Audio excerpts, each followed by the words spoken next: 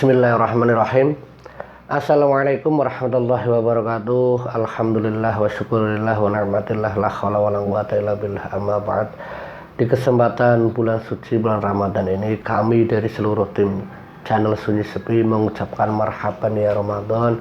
Semoga di bulan suci, bulan keberkahan ini kita selalu dalam lindungan Allah Subhanahu wa taala, dikaruniakan kesehatan, dipanjangkan umurnya, dilancarkan rezekinya, dan dimudahkan dalam segala urusan. Amin amin ya robbal alamin.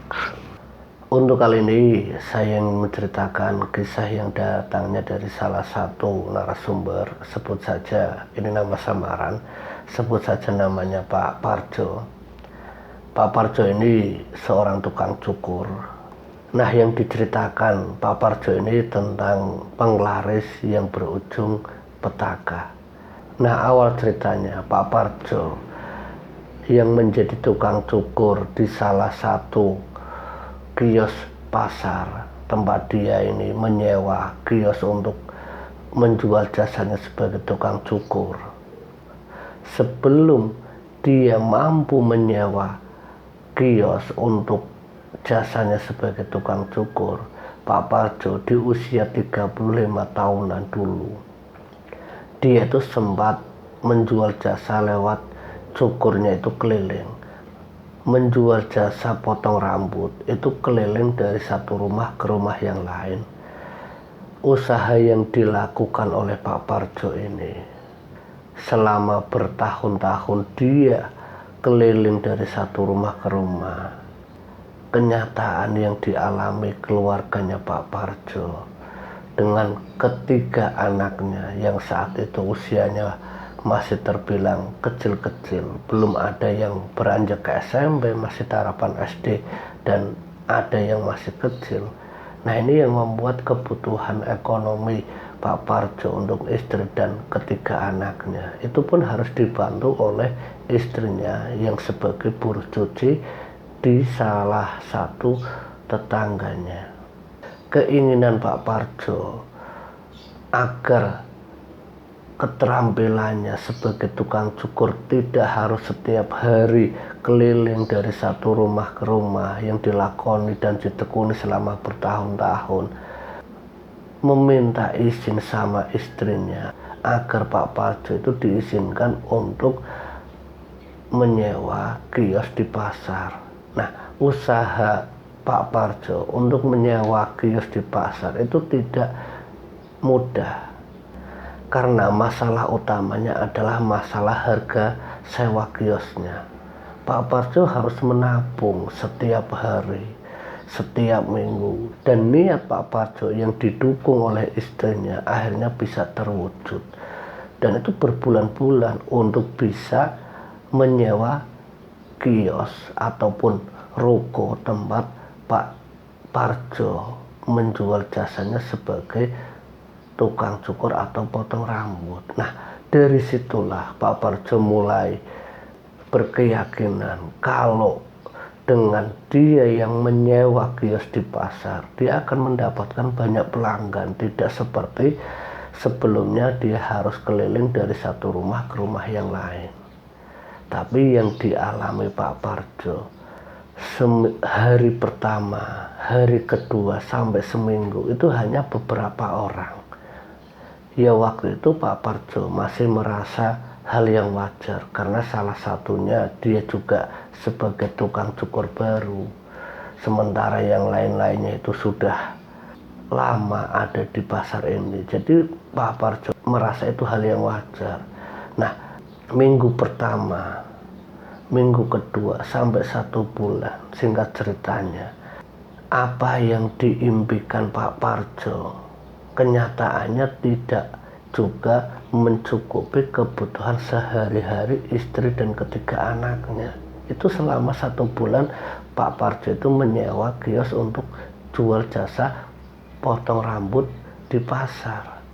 Hal ini yang membuat Pak Parjo itu merasa frustasi, sampai dia di satu waktu, kurang lebihnya Pak Parjo yang bertahan di pasar itu hampir 3 bulan lamanya dia tidak mendapatkan hasil yang maksimal. Pak Parjo cerita ke istrinya, Kalau keadaan di pasar itu tidak seperti yang diimpikan Bapak Bu, di sana Bapak banyak pesaingnya. Mereka semua itu ya ahli-ahli dalam bidangnya, tukang cukurnya kelak, semuanya itu ya muda-muda. Sementara Bapak usianya sudah ya seperti inilah. Keadaan seperti itu yang membuat istrinya itu ya benar-benar tidak bisa berbuat apa-apa. Lah terus gimana Pak? Lah gimana Bu ya? Apa Bapak coba saja cari penglaris atau gimana biar usaha Bapak itu ya bisa bersaing dengan yang lainnya. Istrinya Pak Parjo ini yang menyarankan agar Pak Parjo itu berusaha lewat orang pintar dengan meminta penglaris. Ide dari istrinya, saran dari istrinya ini akhirnya dilakukan oleh Pak Parjo. Pak Parjo mendapatkan informasi dari orang-orang pasar kalau di salah satu tempat ada orang pintar yang bisa membantu usahanya Pak Parjo yang ada di pasar, yaitu sebagai tukang cukur. Nah, singkat ceritanya, Pak Parjo itu pamitan sama istrinya untuk datang ke orang pintar. Nah, di sanalah Pak Parjo akhirnya bertemu dengan dukun, sebut saja namanya Kirawa. Kirawa ini menjelaskan sama Pak Parjo, kalau kamu pingin kaya, kalau usahamu pingin laris, kamu harus melakukan ritual sendiri. Dan itu harus dilakukan secara rutin, jangan sampai ada yang terlewatkan setiap malam Jumat Kliwon. Bila tidak dilakukan secara terus-menerus tiap malam Jumat Kliwon, kamu akan merasakan akibatnya.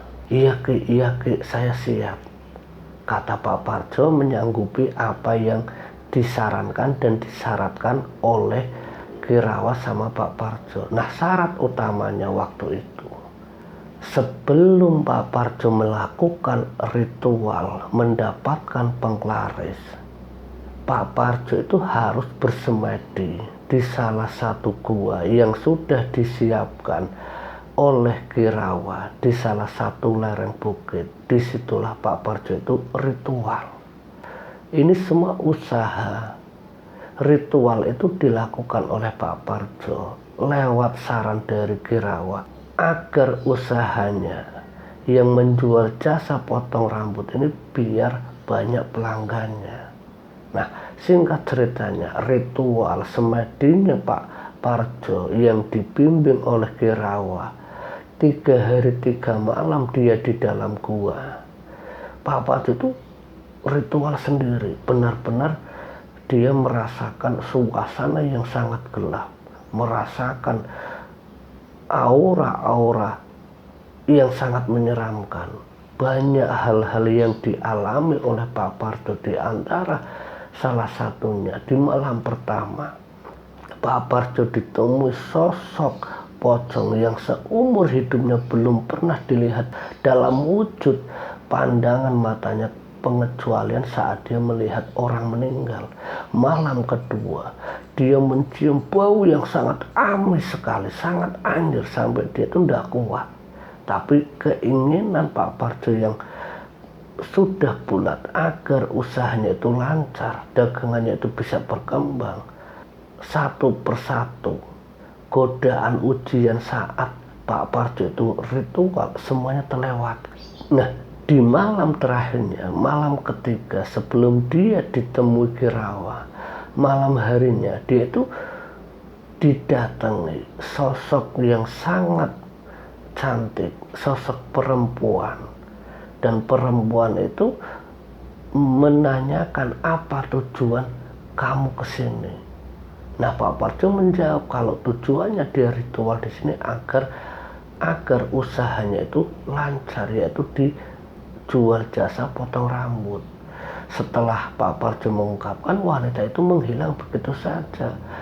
Nah, tidak berselang lama Kirawa, karena mungkin sudah tahu kalau sosok penunggu itu sudah keluar, Kirawa itu memanggil Kirawa itu memanggil Pak Parjo untuk menghentikan ritualnya karena sudah selesai, karena sudah sukses ditemui salah satu penunggu di gua tersebut. Nah, setelah dipanggil oleh Kirawa, Pak Parjo keluar dari gua menuju ke rumah Kirawa. Di dalam rumah Kirawa, Pak Parjo diberikan benda pusaka yang berwujud keris, dan keris itu harus diletakkan di dalam rumah Pak Parjo. Nah, sesampainya Pak Parjo di rumah Kirawa, Kirawa menjelaskan lagi kalau suksesnya Pak Parjo melakukan ritual dan semedi, Pak Parjo diberikan satu benda. Benda itu harus ditaruh dan ditanam di dalam rumah Pak Parjo. Dan jangan lupa, setiap malam Jumat Kliwon, pesan Kirawa, kita berdua Bu harus menyiapkan ayam cemani yang diambil darahnya untuk ritual di malam Jumat Kliwon. Semuanya itu ya demi usaha Bapak sebagai tukang cukur di pasar. Nah, singkat ceritanya, hari pertama sebelum datang malam Jumat Kliwon pertama, Pak Parjo ini berangkat seperti biasa, tapi usaha yang dilakukan Pak Parjo sebagai pangkas rambut, sebagai tukang cukur tidak terlalu berasa karena mungkin belum ritual. 2 minggu Pak Parjo menunggu malam Jumat Kliwon. Hasilnya ini ya lumayan, tapi tidak begitu, dampaknya itu tidak begitu terasa. Nah, singkat ceritanya malam Jumat Kliwon itu tiba, ayam cemani yang sudah disiapkan, yang sudah diambil darahnya, malam itu Pak Parjo itu ritual. Nah, istrinya ini berusaha agar lingkungan sekitar itu tidak tahu, termasuk anak-anaknya itu sudah tidur. Pak Parjo melakukan membaca mantra dengan beberapa alat sesaji, kemenyan, semuanya itu sudah lengkap di satu tempat, itu di kamarnya sendiri. Di hari esoknya, saat Pak Parjo ini berangkat ke pasar untuk membuka kiosnya, baru dia buka kurang lebihnya 5 menit, dia baru selesai menata semua alat-alatnya. Datang satu pelanggan, belum selesai datang lagi, dan kejadian itu terus menerus sampai sore hari. Dan ini yang membuat Pak Parjo itu merasa senang. Ya, karena selama dia menjadi tukang cukur belum pernah mangkas rambut sebanyak itu dalam satu hari.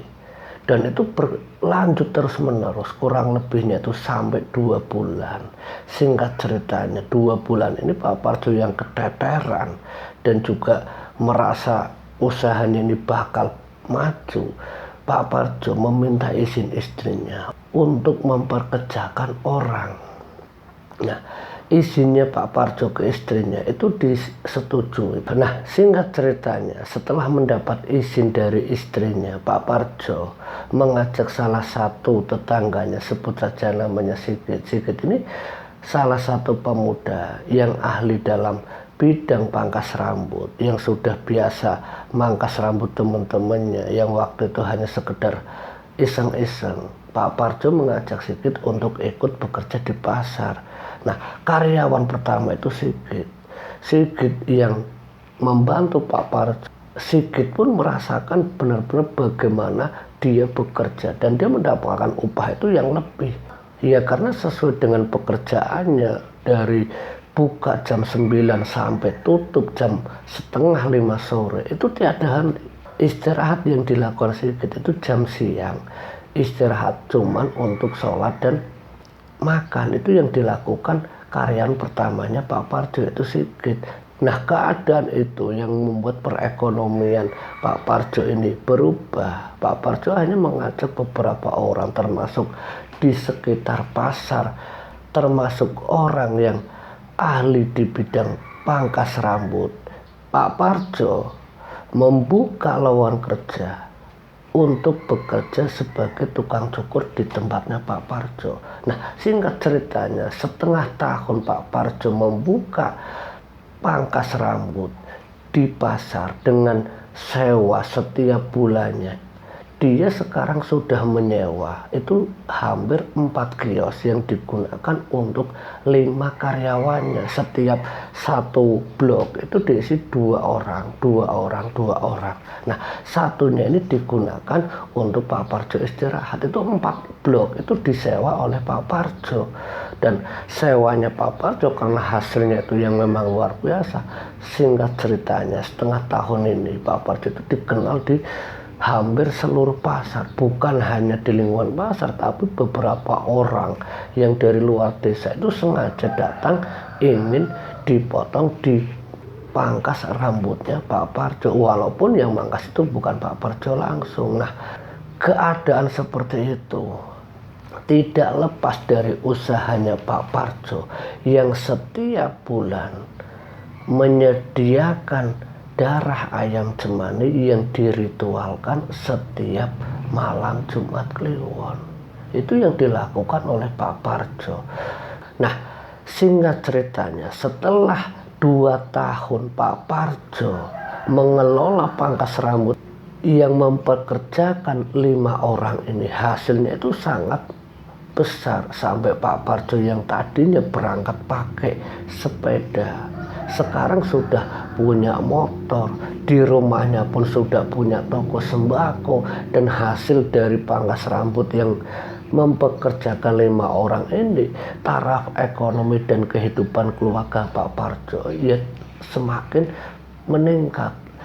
Segala kebutuhan itu tercukupi, apapun dari renovasi rumah, dari motor, toko sembako yang sudah berdiri. Tapi di suatu waktu Pak Parjo yang harus mencari sesaji, yaitu ayam cemani yang darahnya digunakan untuk ritual. Waktu itu Pak Parjo benar-benar sangat merasa kerepotan dan bingung harus mencari di mana. Pak Parjo Jumat Kliwon yang kurang 1 minggu, Pak Parjo itu mencari di mana orang yang jual ayam cemani. Dari satu pasar ke pasar yangan, bahkan 1 kabupaten dicari siapa yang menjual ayam cemani. Waktu itu benar-benar mungkin sudah apesnya Pak Parjo. 1 minggu Pak Parjo berusaha mendapatkan ayam cemani, tidak dia dapatkan. Dan tiba waktunya malam Jumat Kliwon, karena tidak mendapatkan ayam cemani, Pak Parjo mengganti dengan darah ayam yang lain. Singkat ceritanya, darah ayam yang bukan ayam cemani tetap diritualkan sesuai dengan mantra-mantra yang diajarkan Ki Rawa. Tapi saat di ritual ini, Pak Parjo dan juga keluarganya yang di rumah itu merasakan hal-hal yang aneh. Dari suara yang tiba-tiba seperti auman, suara geraman hewan buas, itu benar-benar didengar oleh istrinya dan Pak Parjo. Pak Parjo punya firasat, apa jangan-jangan karena darah ini bukan darah ayam cemani, itu dalam batinnya Pak Parjo. Tapi apa daya, karena darah ayam cemani yang waktu itu tidak bisa diberikan ke sesembahan Pak Parjo yang sudah membantu Pak Parjo menjadi kaya raya, menjadi sukses. Hari itu adalah hari yang naas bagi Pak Parjo. Malam Jumat Kliwon, saat dia ritual menggunakan darah ayam yang lain, istrinya yang ada di ruangan yang lain, saat dia berusaha untuk menjaga anak-anaknya agar tidak terbangun, agar tidak tahu kalau bapaknya sedang ritual, istrinya mengalami kejadian yang membuat Pak Parjo itu benar-benar menyesali kalau apa yang sudah dia lakukan dengan mengganti darah ayam cemani ternyata berujung musibah untuk istrinya. Nah, waktu itu Pak Parjo yang melakukan ritual malam Jumat Kliwon sampai kurang lebihnya itu hampir jam 4 pagi sebelum subuh. Pak Parjo itu keluar dari kamarnya. Saat dia keluar, betapa kagetnya Pak Parjo melihat istrinya itu benar-benar dalam keadaan seperti orang sekarat. Pak Parjo rasa cemas dan kekhawatirannya langsung bergegas meminta bantuan orang sekitar agar membantu membawa istrinya ke salah satu puskesmas terdekat. Pak Parjo teriak, tolong istriku ini, tolong istriku. Tapi saat Pak Parjo dan para tetangganya membantu istrinya Pak Parjo untuk dibawa ke puskesmas, istrinya Pak Parjo menghembuskan nafas terakhir sebelum dia nyampe ke puskesmas.